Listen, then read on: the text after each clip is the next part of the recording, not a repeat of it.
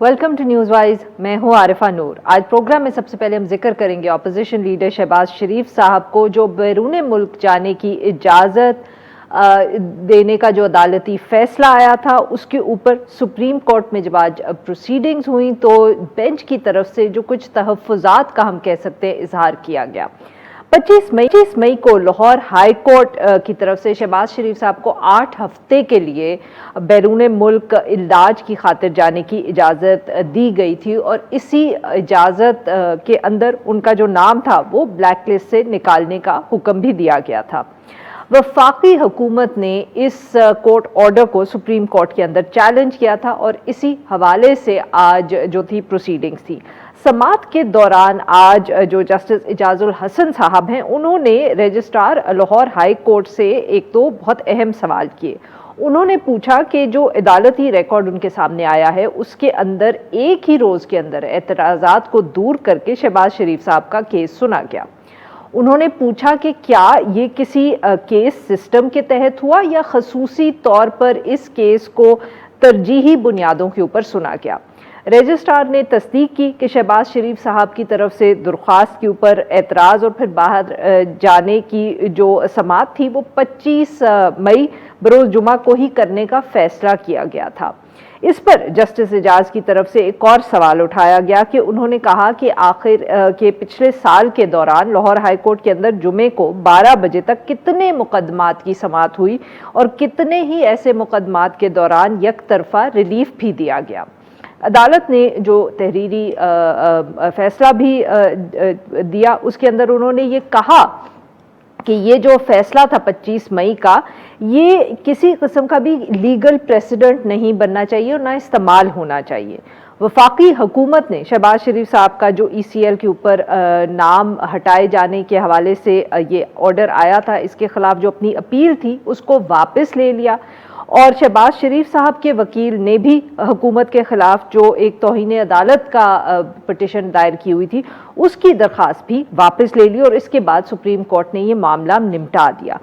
इस सारे इशू के ऊपर बात करने के लिए आज मौजूद है इरफान कादिर साहब, सीनियर माहिर कानून है, साबिक अटॉर्नी जनरल, और हमारे साथ मौजूद हैं शाह खावर साहब, ये भी एक सीनियर माहिर कानून है। Welcome to the show gentleman. Ji sir, Shah Khawar साहब, सर आपसे गुफ्तगू का आगाज़ करेंगे। सर ये ज़रा हमें समझाएं कि जो बात करते हैं इस पे तफसील से, बट सबसे पहले तो जो समझाएं कि ये जो दोनों साइड्स ने पिटिशंस वापस ली हैं इसका अब जो शहबाज शरीफ साहब के बाहर जाने के हवाले से एक इशू बना हुआ था उसके लिए क्या मतलब है कि हुकूमत ने और शहबाज शरीफ साहब दोनों ने पिटिशंस वापस ले ली? देखें आरफा, ये है कि इस हुक्मनामे में एक बात जो है वो बिल्कुल है कि चूँकि ये दोनों दरख्वास्त निपटा दी गई, चूँकि उसकी वजह ये थी कि इस हुक्मनामे में लिखा हुआ है कि ये इशू अलाइव नहीं रहा, क्योंकि जिस इंटरम ऑर्डर को, एक अबूरी हकम को हुकूमत ने सुप्रीम कोर्ट में चैलेंज किया था वो ग़ालिबन 24 मई 2021 का था, जिसमें लाहौर हाई कोर्ट के डिवीज़न बेंच ने मियाँ शहबाज शरीफ की जो रिट पिटिशन थी उसके साथ एक अबूरी हुक्मनामे की जो दरख्वास्त थी, मुतफ़र्रिक़ दरख्वास्त, उस पर उन्होंने 8 हफ्ते के लिए उनको बाहर जाने की इजाज़त दी और उनका नाम जो है वो ब्लैक लिस्ट से निकालने का हुक्म किया। लेकिन जिस वक्त ये पिटिशन फ़ाइल की गई इस अबूरी हुक्म के ख़िलाफ़, तो उस वक्त तक तो वो पिटिशन मौजूद थी, लेकिन जब पहली हेयरिंग हो रही थी तो उससे पहले ग़ालिबन ये पिटिशन जो है वो मियाँ शहबाज शरीफ साहब की तरफ से जो हाई कोर्ट में थी रिट पिटिशन, उसको वापस ले लिया गया था।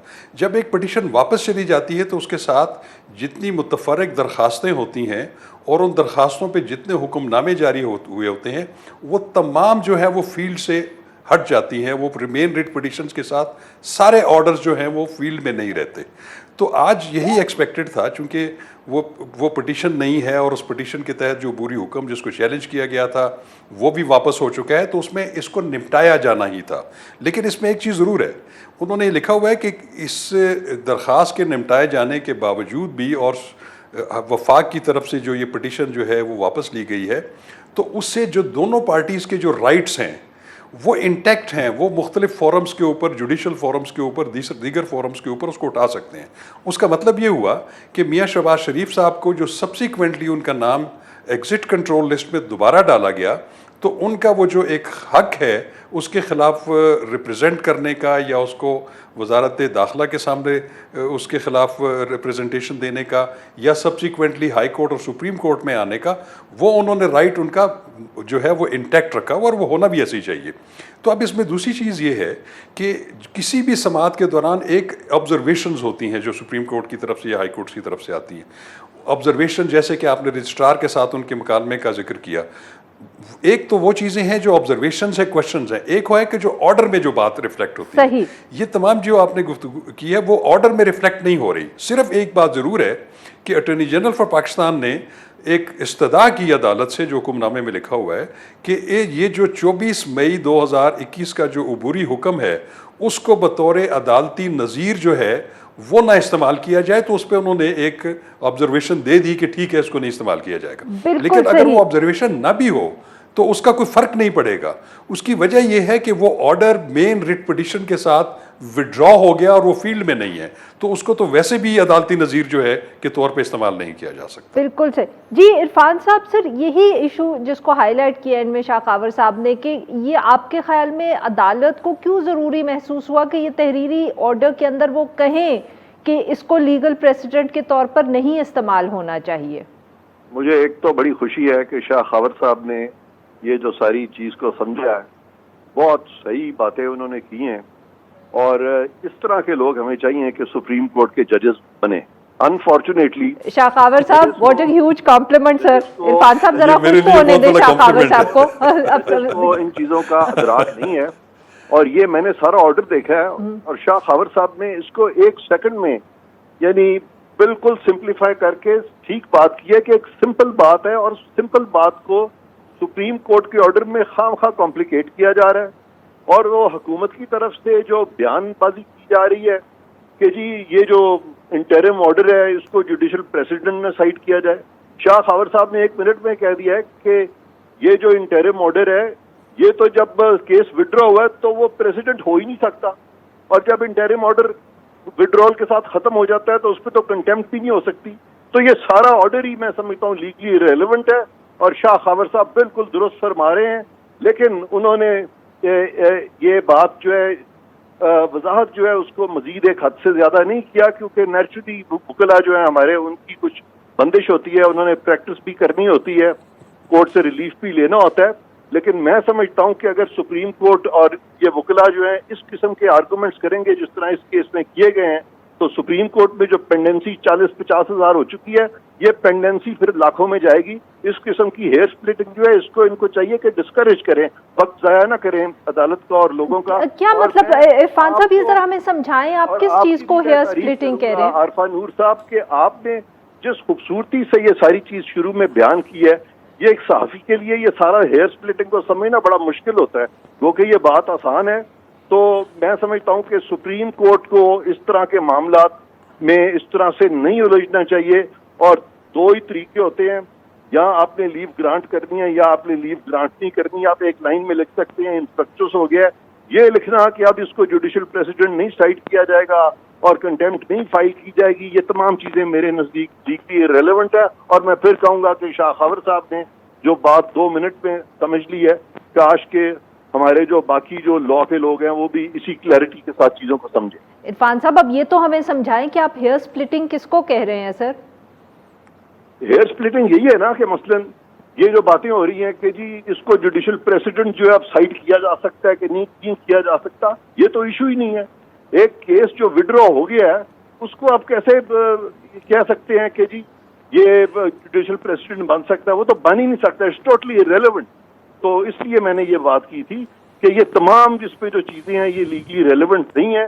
یہ پٹیشن جو ہے انفریکچس ہو گئی ہے، ایک لائن میں ان کو چاہیے تھا کہہ دینا کہ انفریکچس ہو گئی ہے، کوئی لائیو ایشو نہیں ہے، ڈسپوزڈ آف فنشڈ، اور اس پہ رجسٹرار کو بلا کے یہ جو سرزنش جو ان سے ان کو سوال جواب کیا گیا اس میں بھی چونکہ کوئی پیش رفت نہیں کی گئی، تو میں سمجھتا ہوں رجسٹرار کا بھی ٹائم ضائع کیا گیا ہے، اور کوئی ایسی مطلب کوئی آرڈر جو ہے لیگلی ریلیونٹ آرڈر بھی کوئی ایسا نہیں سامنے آیا، تو اس میں کچھ بھی نہیں ہے، یہ ایک لائن میں ڈسپوز آف ہونا چاہیے۔ بالکل صحیح جی ناظرین، یہاں پہ لیں گے ہم ایک چھوٹا سا بریک، اور جب ہم واپس آئیں گے تو اپنے مہمانوں سے گفتگو جاری رکھیں گے۔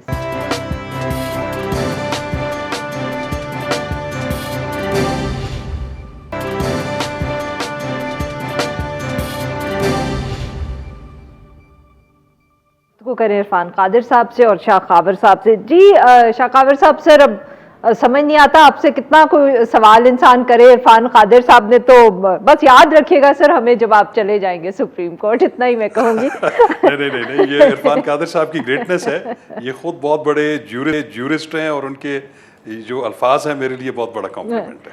اچھا شاہ خاور صاحب سر اب یہ بتائیں کہ یہ اب کیا ہم ایکسپیکٹ کریں گے آفٹر آل آف دس اور ہیئر سپلٹنگ, اور جیسے عرفان قادر صاحب نے کہا وقت ضائع کیا سب کا, کہ بٹ کیونکہ اب شہباز شریف صاحب کا نام جو ہے وہ ای سی ایل پر آ چکا ہے اور کیبنٹ کی طرف سے فیصلہ کیا گیا اور وہ باہر بھی جانا چاہتے ہیں, تو کیا will we see a repeat of these proceedings once again, کیونکہ وہ چیلنج کریں گے دوبارہ ای سی ایل کے اوپر جو ان کا نام ہے اور پھر ہائی کورٹ جائیں گے غالباً؟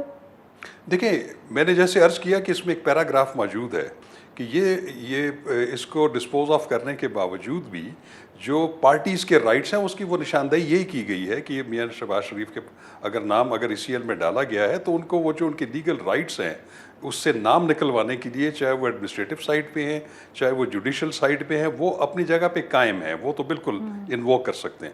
لیکن یہاں پہ میں ایک موقع کا فائدہ اٹھاتے ایک بات کر دوں. ایک چیز آپ ذہن میں رکھیے کہ جو سپیریئر جوڈیشری ہے اس میں ہائی کورٹ بھی ہے اور سپریم کورٹ بھی ہے, اور ہائی کورٹ جو ہے وہ سپریم کورٹ کی کوئی سب آرڈینیٹ کورٹ نہیں ہے. جس طریقے سے ہائی کورٹس کی سب آرڈینیٹ کورٹ ڈسٹرکٹ جوڈیشری ہوتی ہے, تو اس لیے اب ڈسٹرکٹ جوڈیشری جو ہے اس کے اوپر جس بھی ہائی کورٹ کے ہیں اس پہ ایک جج ہوتے ہیں جو کہ ان کے اوپر نگرانی کرتے ہیں. ان کے سیشن ججز کی جو ہے ان کے اے سی آرز بھی لکھتے ہیں. لیکن ایسا کوئی ایشو نہیں ہے کہ ہائی کورٹ کے ججز کی اے سی آر کوئی لکھتا ہو یا سپریم کورٹ کے ججز لکھتے ہوں, یہ بالکل بھی نہیں ہے. تو میں یہ کہتا ہوں کہ ہائی کورٹ جو ہے وہ اپنے فیصلے کرنے میں بالکل آزاد ہے, اور اس کے فیصلے چیلنج ہو سکتے ہیں سپریم کورٹ آف پاکستان میں, اور سپریم کورٹ آف پاکستان ان کو میرٹس کے ٹچ سٹون کے اوپر ان کو یا اپ ہیلڈ کر سکتے ہیں یا اس کو ویری بھی کر سکتے ہیں, اس کو جو ہے وہ منسوخ بھی کر سکتے ہیں. لیکن اس کے بعد میں نہیں سمجھتا کہ سپریم کورٹ کے پاس کوئی ایسا اختیار ہے کہ وہ کسی ہائی کورٹ کے ججز کو جو ہے ان کے فیصلوں کی بنیاد پر ان کو جو ہے وہ کوئی ریپریمانڈ کر سکتے ہوں, کیونکہ یہ دونوں عدالتیں جو ہیں یہ معزز اعلیٰ عدالتوں کے زمرے میں آتے ہیں. بالکل صحیح. عرفان صاحب مسئلہ غالباً جو ہے وہ یہاں از بیسکلی یہ پاور ایگزیکٹو کے پاس کہ وہ بار بار کسی کو ملک سے باہر جانے سے روکتے ہیں, چاہے وہ کبھی کوئی ای سی ایل ہے, کبھی کوئی بلیک لسٹ سامنے آ جاتی ہے, کل کو کوئی لال لسٹ آ جائے گی. سر یہ کیا آئی مین کانسٹیٹیوشنلی آپ اس پاور کو سر کس طرح دیکھتے ہیں؟ بیکاز آئی تھنک سارا مسئلہ تو یہاں سے شروع ہو رہا ہے نا کہ یہ ایگزیکٹو جس قسم کے پاورز ایکسرسائز کر رہی ہے. دیکھیں جی, ایگزیکٹو کو جو بھی پاورز دی گئی ہیں, جو بھی ان کو ثوابدید دی گئی ہے, اس کو انہوں نے جسٹلی, فیئرلی, ریزنیبلی اور قانون کے مطابق اس کو ایکسرسائز کرنا ہے. اس کو ومزکلی, آربیٹریریلی اپنی مرضی سے اختیار کو استعمال نہیں کرنا. لہذا یہ جو ای سی ایل میں نام ڈالا جاتا ہے تو اس کے ویلڈ ریزنز جو ہیں وہ لکھے جاتے ہیں, اور وہ جو ریزنز ہیں وہ جسٹیسیبل ہوتے ہیں. اور یہاں پہ ہم دیکھتے ہیں کہ جب ہائی کورٹ نے ایک آرڈر کیا تو اس کے بعد انہوں نے ان کا نام فوراً ای سی ایل میں ڈال دیا اور امیڈیٹلی ان کو باہر بھی جانے نہیں دیا گیا. تو لگ یہ رہا ہے کہ اب یہ جو ای سی ایل میں ان کا نام ڈالا گیا ہے شہباز شریف صاحب کا, اس کو وہ چیلنج کریں گے اور یہ معاملہ پھر لاہور ہائی کورٹ میں آئے گا. اور بالکل شاہ خاور صاحب جو ہیں وہ صحیح فرما رہے ہیں کہ ہائی کورٹ جو ہے وہ کوئی سبارڈینیٹ کورٹ نہیں ہے, اس کا ایڈمنسٹریٹولی سپریم کورٹ کا, اور اس طرح سے ہائی کورٹ کے رجسٹرار کو بلانا اور اس کو سوال جواب کرنا یہ بالکل سپریم کورٹ کے دائرہ اختیار میں نہیں آتا. ججز جو ہیں ہمیں چاہیے کہ ہم ان کو ایجوکیٹ کریں, ان کو یہ چیزیں بتائیں, اور یہ شاہ خاور صاحب نے اچھا کیا کہ یہ چیزیں بتائی ہیں. اور میں سمجھتا ہوں کہ اس سے نہ صرف کہ کورٹ کا ٹائم بچے گا بلکہ ججز کو اپنے دائرہ اختیار کا بالکل پورا صحیح ادراک ہونا چاہیے. انفارچونیٹلی وہ جو اس طرح کے جو پرنسپلز جو کہ ایک ایکسپیکٹ کیا جاتا ہے ایک سینئر جج سے, انفارچونیٹلی وہ جب لائرز موومنٹ چلی تھی تو اس کے بعد ہمارے بہت سارے ایسے دوست جو ہیں وہ سڈنلی ججز بن گئے کہ وہ ٹاپ ٹاسک چلی گئی اور وہ ایک دم آ گئے, اور ان میں وہ نہ تو ایکسپیرینس تھا نہ وہ انہوں نے اس طرح کی چیزیں ہینڈل کی ہوئی تھیں, اور لہذا اس طرح کے جو پٹ فالز ہمیں نظر آ رہے ہیں اور جو ایک انکنسسٹنسی موجودہ جورسپروڈنس میں ہمیں نظر آ رہی ہے اور انکنسسٹنسی مختلف جوڈیشل پریسیڈنٹ میں جو آ رہی ہے وہ انفارچونیٹلی اس کو میں سمجھتا ہوں کہ جوڈیشل ریفارمز کے ذریعے ختم کرنا بہت ضروری. بہت بہت شکریہ ہمارے دو مہمانوں کا, انہوں نے ہمارے سکی. ناظرین یہاں پہ لیں گے ایک چھوٹا سا بریک کو. جب ہم بریک سے واپس آئیں گے تو ہم بات کریں گے جو ایک ڈرافٹ ایک نئی میڈیا اتھارٹی کے حوالے سے سامنے آیا ہے حکومت کی طرف سے. اسٹے ود اس.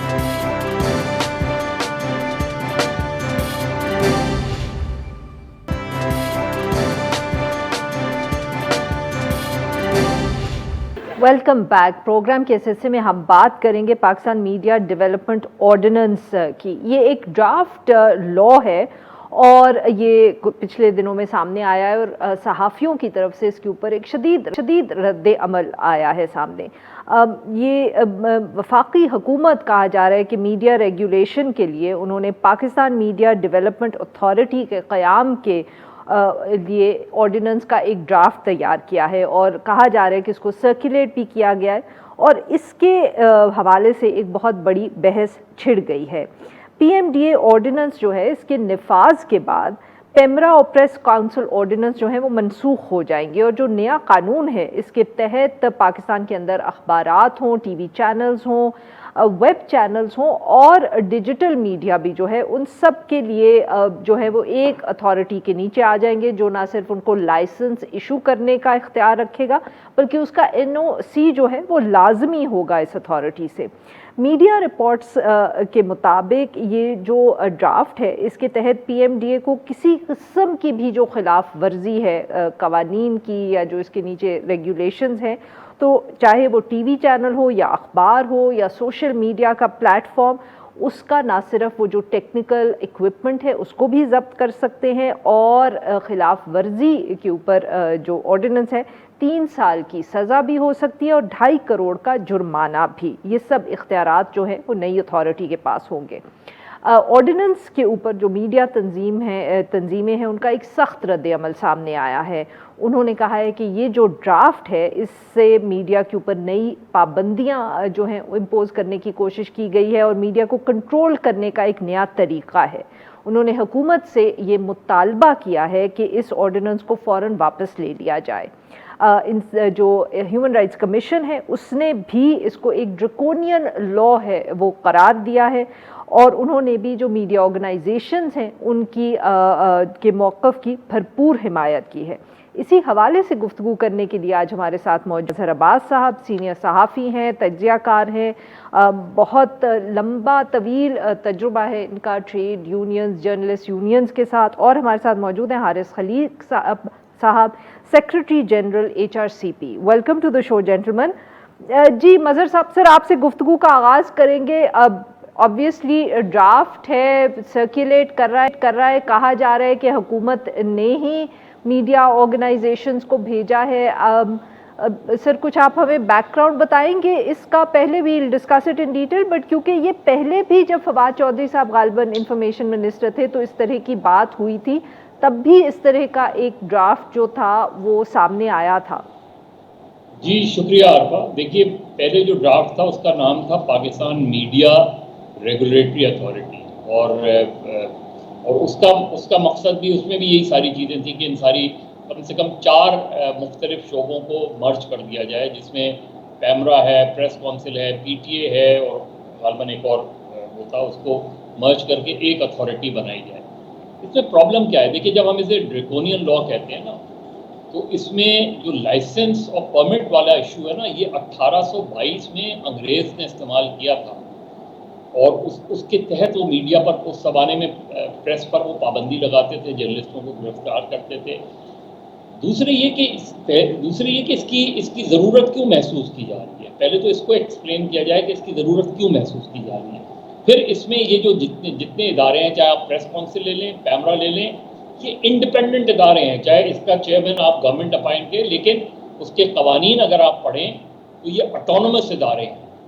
یہاں ٹوٹل کنٹرول جو ہے وہ گورنمنٹ اپنے ہاتھ میں لے رہی ہے. جو ممبرز بھی وہ اپوائنٹ کریں گے, چاہے اس کو سول سوسائٹی ہو, وہ گورنمنٹ ہی اپوائنٹ کرے گی.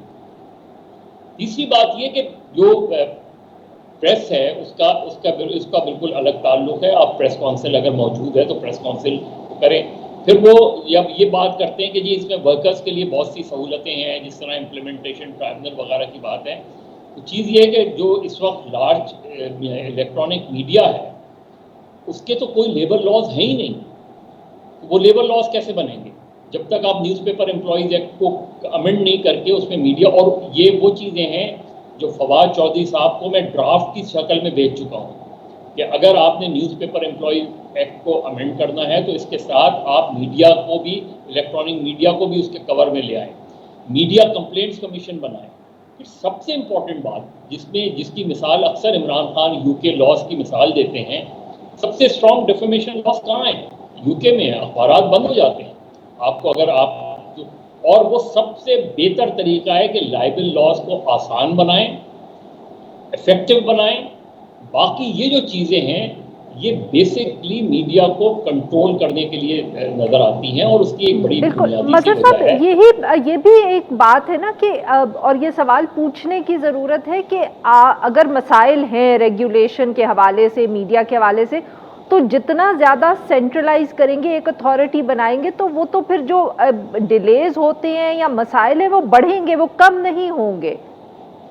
सिर्फ यही नहीं आरफा, देखिए जब हम कोई कानून बनाते हैं तो वो सिर्फ इस गवर्नमेंट की, या ये गवर्नमेंट कोई कानून बनाएगी तो वो सिर्फ इस गवर्नमेंट के लिए नहीं होता, for all time to come होता है. कल अगर कोई इस तरह की जो है वो अथॉरिटेरियन जो है गवर्नमेंट आ जाती है, उसके लिए तो सबसे आसान होगा मीडिया को कंट्रोल करना. वो तो बिल्कुल क्रश कर देंगे मीडिया को. इन्हीं मीडिया ट्राइब्यूनल्स के जरिए वो करोड़ों की सजाएं देंगे. इसलिए ये जितना भी पहले भी जिसका कॉन्सेप्ट था और अब भी जिसका कॉन्सेप्ट है, इसको देखना. फिर ऑर्डिनेंस क्यों लेकर आ रहे हैं? अगर आप ये कहते हैं कि ये कॉन्सेप्ट पेपर है तो फिर ऑर्डिनेंस का नाम क्यों लिया जा रहा है? क्यों ऑर्डिनेंस लेकर आ रहे हैं? इसका मतलब ये है कि कोई चीज़ बहुत अर्जेंसी है किसी चीज़ की, जिसके जरिए ये इस इशू को कंट्रोल करना चाहते हैं. यही सवाल सर हम हारिस साहब के पास लेके जाते हैं. हारिस खलील साहब, ये जो मजहर साहब बात करें कि अर्जेंसी क्या है, क्योंकि क्लियरली उन्होंने अगर कंसल्टेशंस करनी भी थी सहाफ़ियों के साथ, मीडिया ऑर्गेनाइजेशंस के साथ, तो पहले वो कंसल्टेशंस कर लेते, उसके बाद ड्राफ्ट तैयार करते. इतनी जल्दी आपको भी लग रहा है हुकूमत को है, और अगर है तो इसकी वजह क्या हो सकती है? जी बहुत बहुत शुक्रिया आरिफा. मैं आपको याद कराता चलूं कि अभी Pakistan federal union of journalist की 70 साला तारीख पर मजहर साहब ने एक किताब मुरतब की है और उसमें बहुत से लोगों के मज़ामीन हैं, और वो किताब इस्लामाबाद में चंद हफ्ते पहले की बात है, 2-1 महीने पहले की, वो लॉन्च हुई है. और उस किताब के लॉन्च पे फवाद चौधरी साहब तशरीफ़ लाए थे और उन्होंने जो गुफ्तगू वहाँ की थी, ये मीडिया का, मैं तो इसको डेमोलिशन ऑर्डिनेंस कहता हूँ. ये जो डेमोलिशन ऑर्डिनेंस है, वो तकरीर इसके बिल्कुल बरखिलाफ़ थी. उन्होंने ये कहा, उनसे नासिर जैदी साहब ने उस वक्त ये कहा था बहैसियत सेक्रेटरी जनरल PFUJ कि ये हमारे मसाइल हैं, और बहुत उन्होंने खुल के बात की थी. तो जिस पे चौधरी साहब ने ये कहा कि ये, और उन्होंने तंजन ये कहा कि ये कोई PDM नहीं है जिसको हम सीरियसली लेते. हम सहाफ़ियों को और सहाफ़ियों की तंजीमों को और उनके मसाइल को बहुत संजीदगी से लेते हैं, और ये गुफ्तगू होगी. लेकिन अब जो अर्जेंसी का सवाल है वो ये है कि हुकूमत इस वक्त बहुत, मुझे महसूस ये होता है कि नर्वसनेस का शिकार है, और इस नर्वसनेस में वो चाहती है कि किसी किस्म का भी कोई तनकीद, कोई इख्तलाफ राय मौजूद न रहे. ये कुछ फस्ताई टेंडेंसीज़ हैं, फाशिस्टिक टेंडेंसीज़ हैं. चूँकि मीडिया को कंट्रोल इसी तरह से किया जाता है, उसी वक्त किया जाता है. हमने अयूब खान के दौर में देखा है, मुशर्रफ के दौर में देखा है, और हम उससे पहले यानी जब अयूब खान एक तरफ तो तमाम पाकिस्तान में निजी सरमायाकारी और प्राइवेटाइजेशन और अमरीकी इकॉनमी के मॉडल को फ़रोग़ दे रहे थे, और दूसरी जानिब उन्होंने अखबारात को नेशनलाइज कर लिया था प्रोग्रेसिव पेपर्स के.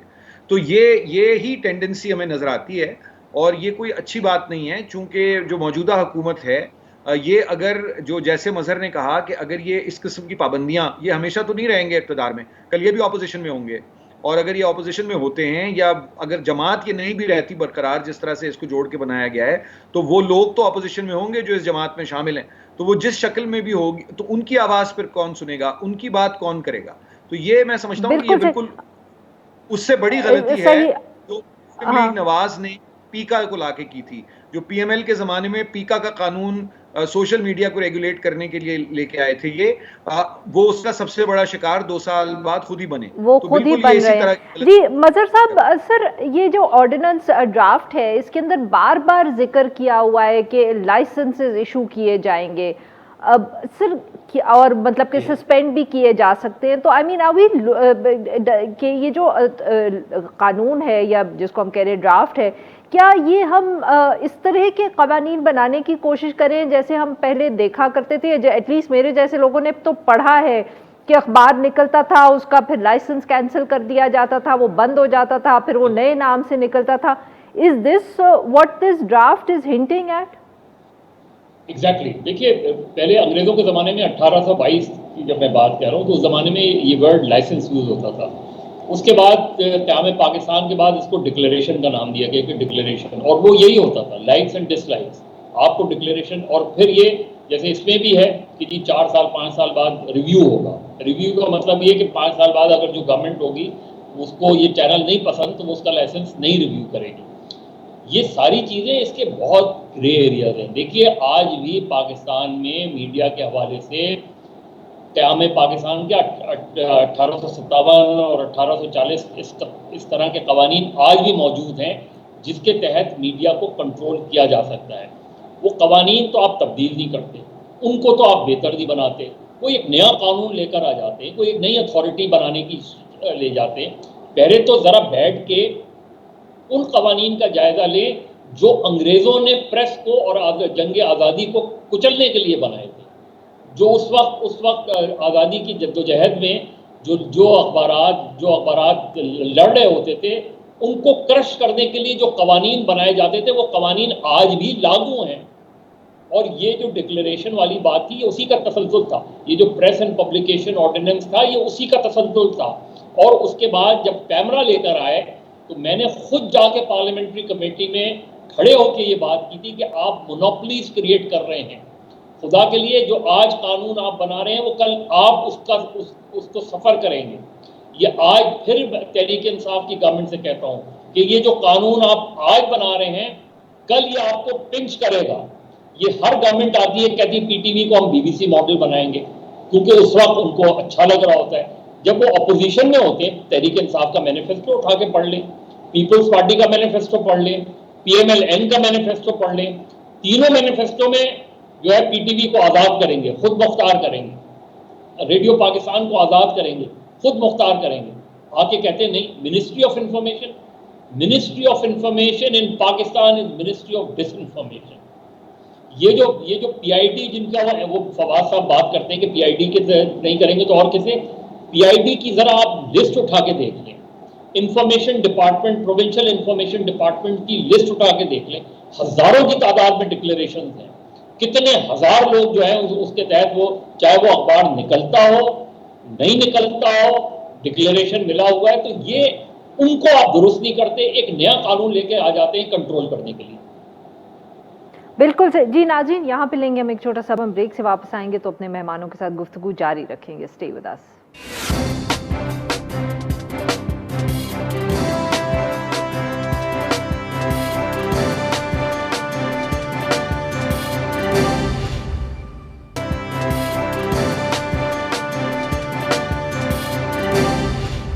ویلکم بیک ناظرین, ہم گفتگو کریں مظہر عباس صاحب سے اور حارث خلیق صاحب سے, اور ہم ان سے بات کریں جو نیا یہ آرڈیننس سامنے آیا ہے, میڈیا اتھارٹی ایک یونیفائڈ آنے کی پروپوزل ہے حکومت کی طرف سے, چاہے اخبار ہو, ٹی وی چینلز ہوں, ڈیجیٹل لینڈسکیپ ہو, سب کے لیے ایک اتھارٹی بنائی جائے, اور آبویسلی بہت ایک شدید رد عمل آیا. حارث صاحب, just come to you very quickly, میں مظہر صاحب سے ایک پوائنٹ پہ ریاکشن چاہ رہی ہوں. مظہر صاحب, ایک بات جو شاید مطلب کہ ہمارے لیے تھوڑا مسئلہ اب ایز جرنلسٹ بن رہا ہے وہ یہ ہے کہ ایڈیٹوریل کنٹرول ہمیں ٹیلی ویژن چینلز میں اگر ہم دیکھیں تو اگر ہم اخبار سے کمپیئر کریں تو ہمیں ذرا کمزور نظر آتے ہیں. پھر آبویسلی جو ڈیجیٹل لینڈسکیپ ہے اس میں تو بالکل بھی نہیں ہے.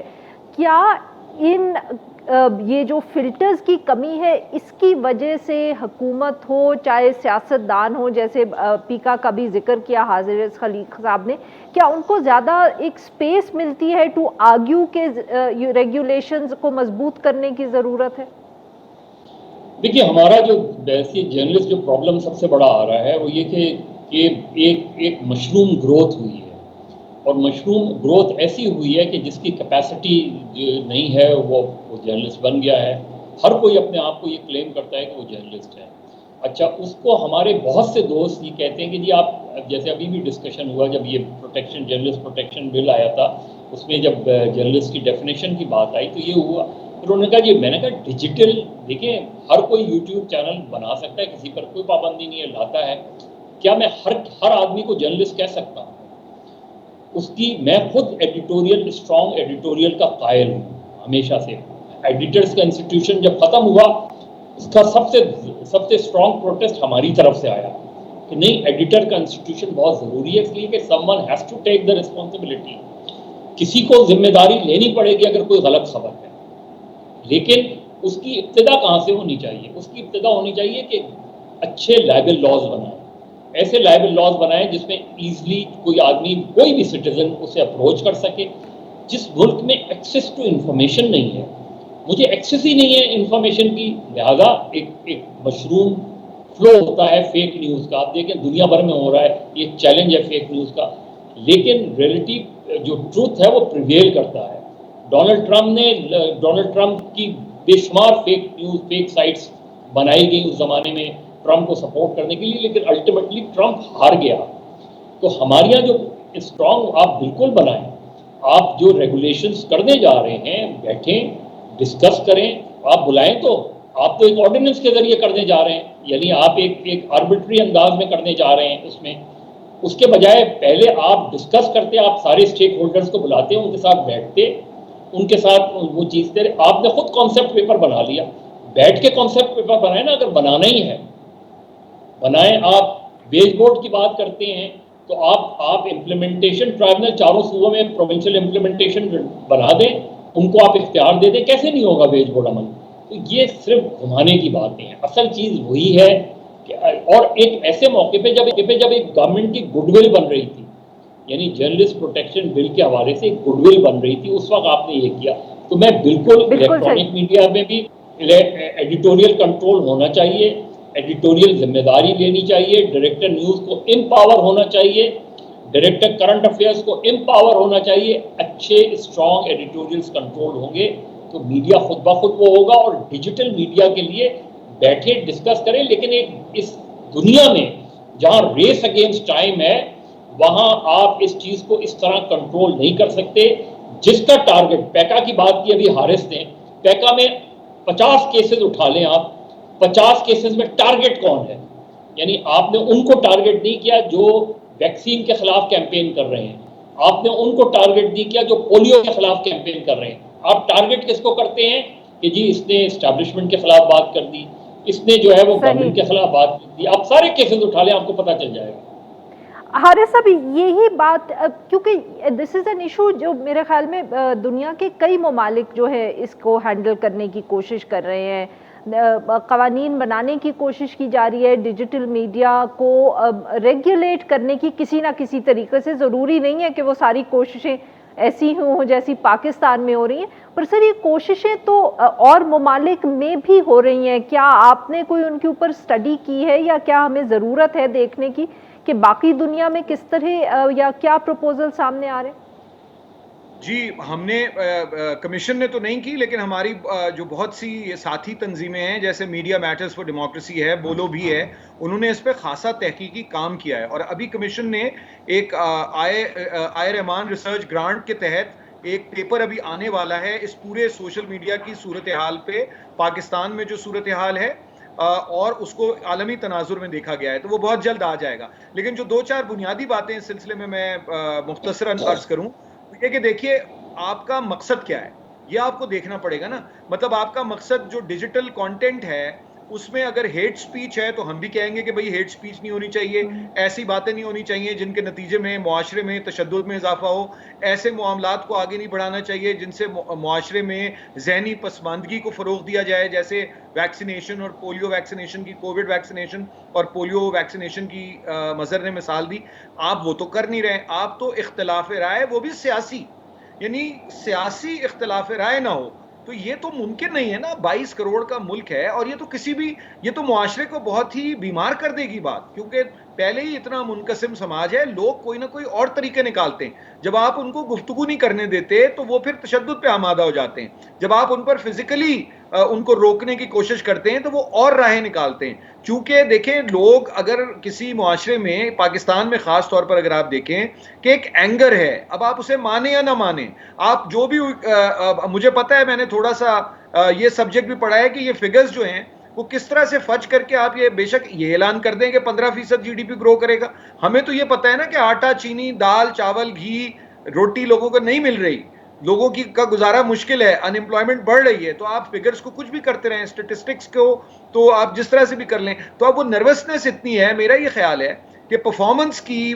बुनियाद पर चूंकि मामलात काफ़ी ख़राब हैं, तो उसके नतीजे में जब कोई इख्तिलाफ राय करता है तो इनको गुस्सा ज़्यादा आता है। और उसमें बिल्कुल जो सोशल मीडिया के कंटेंट को रेगुलेट, जैसे मैंने पहले अर्ज़ किया, करने की ज़रूरत होगी, लेकिन साथ साथ ये समझना भी बहुत ज़रूरी है कि कोई मुल्क उस वक्त तक तरक्की नहीं कर सकता, कोई जदीद जमहूरिया उस वक्त तक तरक्की नहीं कर सकती जब तक वहाँ मुख्तलिफ आरा ना हो, जब तक लोग मुख्तलिफ ख्यालात पेश करें। इसी तरह से तो एक सोशल और मेंटल डेवलपमेंट होती है किसी सोसाइटी की, उसमें जाहिर है कि कुछ रेडलाइंस होती है। मैं नहीं समझता कि वेरी क्विकली सर ये बताइएगा कि क्या जो जर्नलिस्ट ऑर्गेनाइजेशंस हैं, क्या पॉलिटिकल पार्टी से, ऑपोजिशन से राब्ता किया गया इसी हवाले से, in case the government tries to bulldoze this? देखिए, अभी तो एक अच्छी बात ये हुई है कि तमाम मीडिया स्टेक होल्डर्स ने आज जो है उनका जॉइंट स्टेटमेंट है, इट्स अ पॉजिटिव डेवलपमेंट। और 60s में हमने देखा था कि प्रेस एंड पब्लिकेशन ऑर्डिनेंस जब आया था तो इसी तरह तमाम ऑर्गेनाइजेशंस जो है एक प्लेटफॉर्म पे आई थी। इसी को अगर वो जॉइंट एक्शन कमेटी के कन्वर्ट कर लें तो वो बहुत ज़्यादा अच्छी बात होगी। और सिर्फ यही कानून नहीं, मीडिया के हवाले से दीगर कवानीन को भी देखने की ज़रूरत है। और सिर्फ यही नहीं कि उन कवानीन को देखने की ज़रूरत है, एक अच्छी सजेशन देने की ज़रूरत है कि जी कौन से कवानीन ऐसे हैं कि जिसका इख्तिलाफ होना चाहिए। यानी मैं ज़ाती तौर पे समझता हूँ कि मालकान को ये सोचने की ज़रूरत है कि स्ट्रॉन्ग एडिटर कितना ज़रूरी होता है किसी अखबार के लिए। मालिक एडिटर नहीं हो सकता अखबार का। इसी तरीके से इलेक्ट्रॉनिक मीडिया में एडिटोरियल बोर्ड्स बहुत ज़रूरी होते हैं। मुझे पता है कि जियो में एडिटोरियल बोर्ड है और वो चीज़ों को मॉनिटर करता है। इसी तरह और चैनल्स में भी एडिटोरियल बोर्ड ज़रूरी होते हैं। बिल्कुल इसी तरह आप अगर अच्छे लाइबल लॉज बनाएंगे, मैं फिर इस पे एम्फसाइज कर रहा हूँ, तो उसका फ़ायदा होगा। उसका फ़ायदा ये होगा कि मैं 10 मरतबा सोचूंगा अपने चैनल पे कि यार ये जो मैं किसी के खिलाफ कोई बात कह रहा हूँ, इसमें कहीं चैनल बंद ना हो जाए। आप देखें कि बरतानिया में अखबारात बंद हुए हैं इसी वजह से। तो मेरा ख्याल है इस तरीके से अगर देखा जाए तो आपको कोई कंट्रोल की ज़रूरत नहीं। आप इदारों की ऑटोनॉमी को क्यों ख़राब कर रहे हैं? पैमरा को बेहतर बनाएं, ऑटोनॉमस बनाएं, उसको दें ऑटोनॉमी। पैमरा को पता हो कि कौन सा चैनल ऑफ एयर है, यानी कम से कम जिसका काम है ये, उसको पता ही नहीं होता और चैनल ऑफ एयर हो जाता है। तो कहीं ना कहीं कोई इंटरफेयर करता है ना, किसी चैनल पे प्रेशर डाला जाता है कि जी आप इस एंकर को हटा दें, इस एंकर को निकाल दें। यानी जिसका उस चैनल से कोई ताल्लुक नहीं होता, यानी उस चैनल पे कोई ऐसा प्रोग्राम नशर नहीं होता, कोई ऐसी चीज़ नहीं होती, उनके अखबार में कोई ऐसा बयान नहीं गया होता, कोई उसने कॉलम ऐसा नहीं लिखा होता, लेकिन एक प्रेशर आता है कि अगर आपने ये नहीं किया तो आपसे हमारी दोस्ती खत्म हो गई। तो ये इन चीज़ों को कैसे रोकेगा? जो अननोन फोर्सेस हैं, जो अननोन फोर्सेस प्रेशर डालती हैं, उसको कोई भी रेगुलेशन जो है उसको नहीं कर दिया। और यही आज के मीडिया का सबसे बड़ा क्राइसिस है। चाहे पैमरा उठा लें, चाहे प्रेस काउंसिल उठा लें, चाहे दीगर इदारे उठा लें। बिल्कुल सही। बहुत बहुत शुक्रिया मजहर साहब आपका, बहुत बहुत शुक्रिया हारिस साहब आपका। आप दोनों ने हमारे साथ गुफ्तगू की। नाजरीन आज के लिए बस इतना ही। Will be back tomorrow at the same time.